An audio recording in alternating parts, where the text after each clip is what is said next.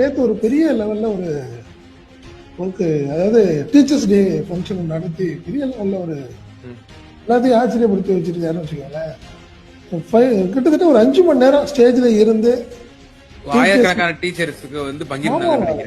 2062 பேர் டீச்சர்ஸ் எல்லாத்துக்கும் இண்டிவிஜுவலா ஒவ்வொருத்தருக்கும் கேடயம் ஒரு எல்லாத்துக்கும் ஒரு 5000 ரூபாய் கொடுத்துருக்காரு. பாத்தீங்கன்னா எல்லாத்துக்கும் ஸ்மார்ட் வாட்ச் 2062 பேருக்கும்.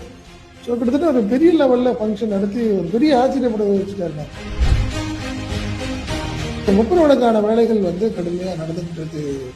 எலெக்ஷனுக்கான ஒரு கேம்பெயினை ஆரம்பிக்குது திமுக. முப்பெருவிழாலேருந்து ஆரம்பிக்குது. நீங்க மற்ற ஃபங்க்ஷன்ஸோட நீங்க முப்பெருவிழா ஃபங்க்ஷனை பாருங்க.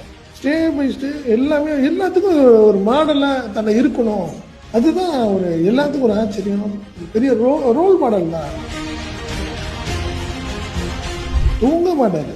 12, 1 மணி 2 மணி வரைக்கும் இருந்துட்டு திருப்பி போய் குளிச்சுட்டு திருப்பி 3-4 மணிக்கு வந்துடுவார். நேற்று 2062 பேர். அதுல என்னன்னா அந்த 2062 பேர் நினைக்கிறாங்க செந்தில் பாலாஜியோட நின்று போட்டோ எடுக்கணும்னு நினைக்கிறாங்க. சலிக்காம நின்று போட்டோ எடுத்துக்கிட்டாரு. இது வந்து மிகப்பெரிய ஒரு ஆச்சரியம்னு வச்சுக்கல. என்ன காரணம்னா பரபரப்பான ஒரு சூழ்நிலை. கொங்கு மண்டல பொறுப்பாளர் 4-5 டிஸ்ட்ரிக்ட் போய் ஆகணும். அவருக்கு நல்லா தெரியும். அதான் நம்ம சொன்ன தற்கொலைப்படை தலைவன் என்ன ஆச்சுங்களா. ஸோ ஆட்டோமேட்டிக்கா அவருக்கு இந்த எலெக்ஷனை பொறுத்த வரைக்கும் சூசைடு தான். குமார் விஜயபாஸ்கர் மாற்றம் கிடையாது. காரணம் என்னன்னா உழைப்பு தாங்க.